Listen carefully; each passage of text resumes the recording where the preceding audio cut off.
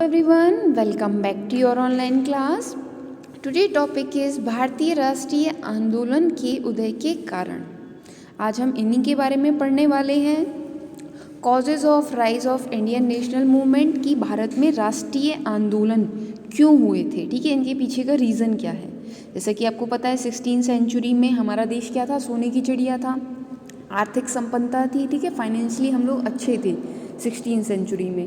फिर बहुत सारे देशों ने यहाँ पे अपनी कंपनियाँ इस्टेब्लिश की, यहाँ पर व्यापार करना शुरू करा कि जिससे वो यहाँ से अपनी इनकम बढ़ा सकें और अपने देश की तरक्की कर सकें, ठीक है।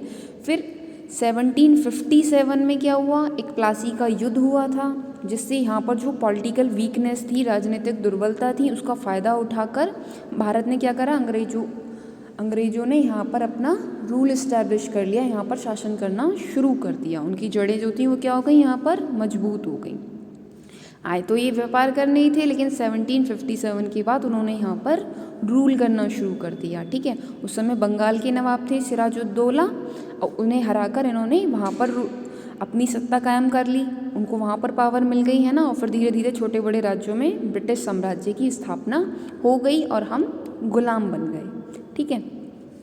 अब 19वीं सेंचुरी में फिर जब हमें ये रियलाइज़ हुआ, बहुत सारे आंदोलन चले, मूवमेंट चले, धर्म सुधार, है ना, अंग्रेजी शासन के लिए सब लोग उनके अगेंस्ट रिस्पॉन्स कर रहे थे। तो इन वजह से क्या हुआ कि हमारे देश ने इस तरफ अपना फोकस बढ़ाया कि अब हमें आज़ादी चाहिए, ठीक है। अब इसको वन बाय वन हम देखेंगे। फर्स्ट है आपका इंडियन रेवोल्यूशन ऑफ 1857, 1857 का स्वतंत्रता संग्राम।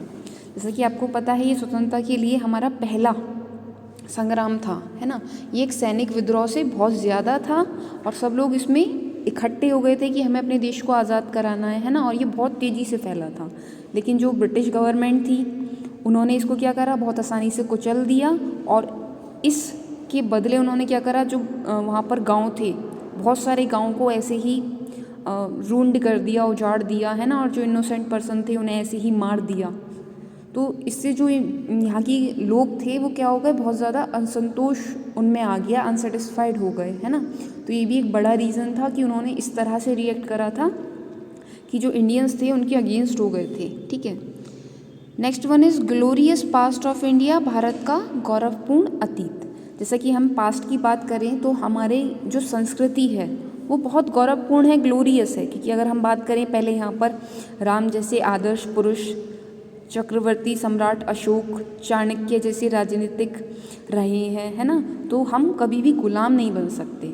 हमारी जो सोल है, आत्मा है, वो कभी भी गुलाम नहीं थी। इंसानों को तो गुलाम बना लिया था, लेकिन जो हमारी आत्मा थी वो क्या थी, वो हमेशा ये चाह रही थी किस तरीके से हम इनसे आज़ादी पाएँ, ठीक है। Next one is establishment of political unit, राजनीतिक एकता की स्थापना। अगर हम ब्रिटिश रूल से पहले की बात करें तो जो इंडिया था वो कई रियासतों में बटा हुआ था, है ना। यूनिटी नहीं थी पॉलिटिकल लेवल पर कि भारत में सब लोग एक हैं। कई बहुत सारे राजा थे जो अपना अपना रूल करते थे, साम्राज्यवाद का पॉलिसी चलती थी कि अपनी राज्य को किस तरीके से बढ़ा लिया जाए। तो यूनिटी नहीं थी। ये यूनिटी किस वजह से आई, जब इन्होंने हम पर अत्याचार करने शुरू करे। तो जितने भी इंडिया के लोग थे वो सब क्या हो गए, एकजुट हो गए। तो ये भी एक रीज़न है जिसकी वजह से एकता आई और लोगों ने आंदोलन करने शुरू करे, ठीक है। Next one is religion and social analysis, धार्मिक एवं सामाजिक पुनः जागरण। 19वीं सेंचुरी, 19वीं शताब्दी में भारत में बहुत सारे रिलीजन और सोशल रिफॉर्म मूवमेंट स्टार्ट हुए, धार्मिक और सामाजिक सुधार आंदोलन स्टार्ट हुए, ठीक है। इनका एम क्या था कि समाज में जितनी भी बुराइयां हैं, एविल्स हैं, उनको हम ख़त्म कर दें, ठीक है।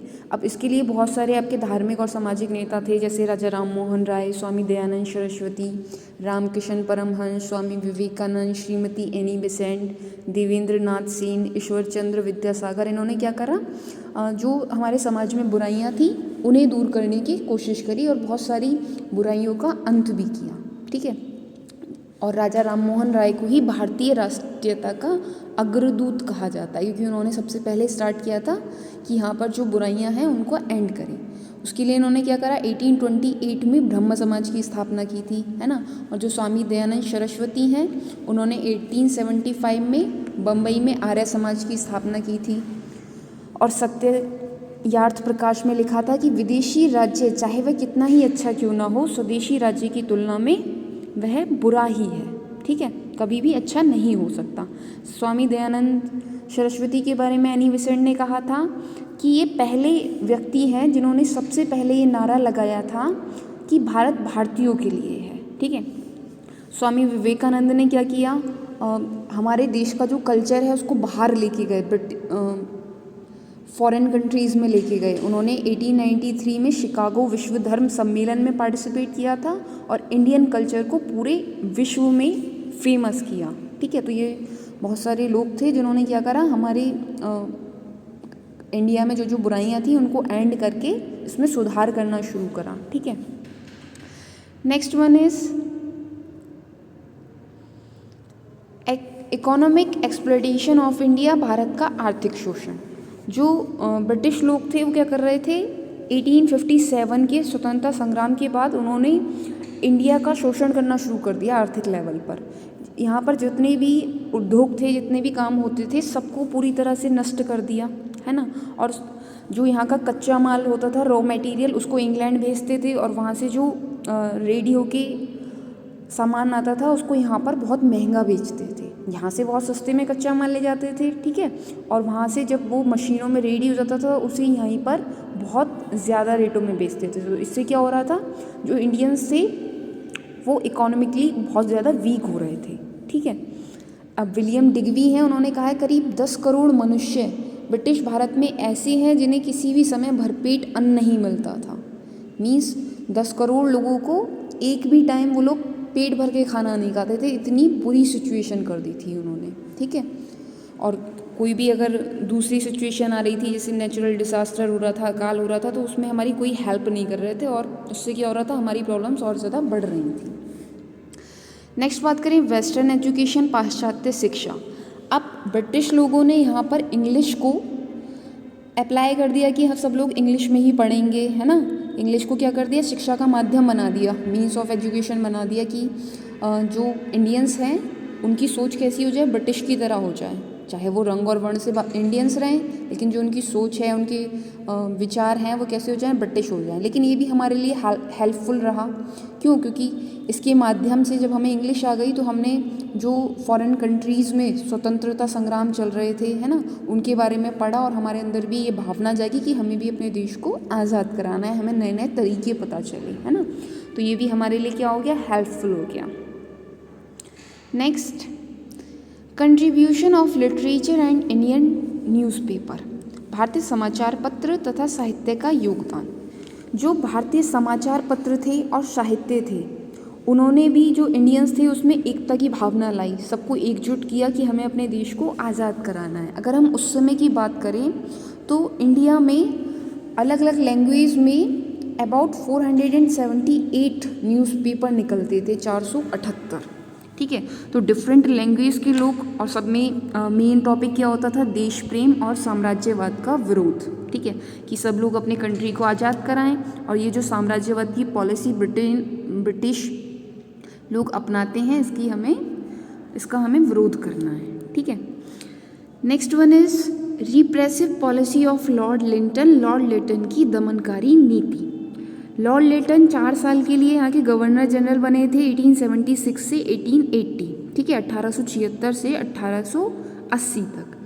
अब वो कैसे थे, बहुत ज़्यादा साम्राज्यवादी थे और प्रतिक्रियावादी थे। उन्होंने यहाँ पर बहुत ज़्यादा क्या करें, दमनकारी स्टेप्स उठाए, जिससे यहाँ पर लोग बहुत ज़्यादा परेशान हो गए। लेकिन उसका रिजल्ट क्या आया कि वो भी हमारे लिए अच्छा हो गया। इससे क्या हो गया, हम लोगों में आंदोलन मूवमेंट की भावना और ज़्यादा तेज हो गई। इसके बारे में सुरेंद्रनाथ बनर्जी ने लिखा है, राजनीतिक प्रगति के विकास में बुरे शासक प्रायः अनजाने में जनता के लिए वरदान बन जाते हैं। मतलब उन्होंने जो जो हमारे लिए बुरा किया, कहीं ना कहीं वो हमारे लिए अच्छे साबित हो गए।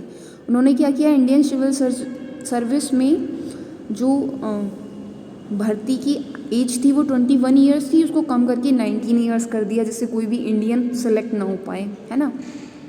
और 1877 में जब वहाँ अकाल पड़ा था इंडिया में, तो दिल्ली में महारानी विक्टोरिया में उन्होंने जश्न मनाया था। यहाँ पर बहुत सारे टैक्स लगा दिए और वहाँ पर वो लोग जश्न मना रहे थे और हम लोगों की कोई हेल्प नहीं कर रहे थे, जिसका रिजल्ट क्या हुआ, लोग बहुत ज़्यादा गुस्सा हुए कि ये ब्रिटिश हमारे लिए कुछ भी अच्छा नहीं कर रहे हैं, है ना।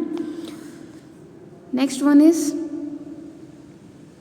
Caste discrimination policy of British जो इंडियंस थे उनके साथ जातीय भेदभावपूर्ण नीति अपनाते थे, है ना, कास्ट के साथ भेदभावपूर्ण करते थे। वो अपने आप को अच्छा मानते थे कि हम इनसे ऊंचे हैं इंडियन से, है ना, और हमें हेट की दृष्टि से देखते थे कि ये लोग खराब हैं। और रूल्स भी अलग अलग बनते थे उनके लिए, अगर वो कोई क्राइम करेंगे तो उनके लिए पनिशमेंट कुछ नहीं है, और हम इंडियंस ने अगर वही क्राइम किया है तो हमारे लिए मृत्युदंड भी हो सकता है ना। तो ये भी एक रीज़न था जिसकी वजह से क्या हुआ, लोग उनके अगेंस्ट गए।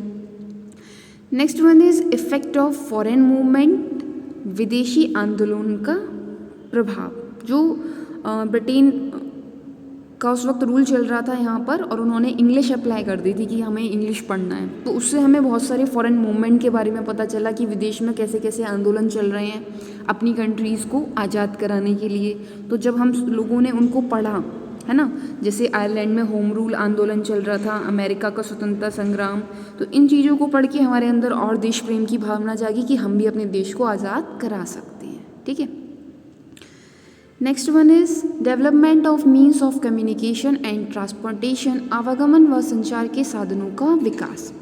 अब ब्रिटिश लोगों ने यहाँ पर डेवलपमेंट किया, आने जाने के रास्ते बनाए, है ना, और बातचीत जल्दी हो सके इसके बहुत सारे साधन बनाए, है ना, उनको डेवलप किया। बनाया उन्होंने इसलिए था जिससे वो हम लोग कुछ भी करें तो वो हम पे बहुत जल्दी अटैक कर सके, है ना, हमें अरेस्ट कर सके, लेकिन वो हमारे लिए भी हेल्पफुल हो गया। अब पूरा देश इसकी वजह से क्या हो गया, एकजुट हो गया, एक साथ हो गया, है ना। चाहे कश्मीर से लेके अब कन्याकुमारी तक की बात करें तो आना जाना ट्रैवल करना बहुत ईजी बन गया, तो ये हमारे लिए हेल्पफुल रहा। नेक्स्ट वन इज़ ऐतिहासिक अनुसंधान, हिस्टोरिकल रिसर्च।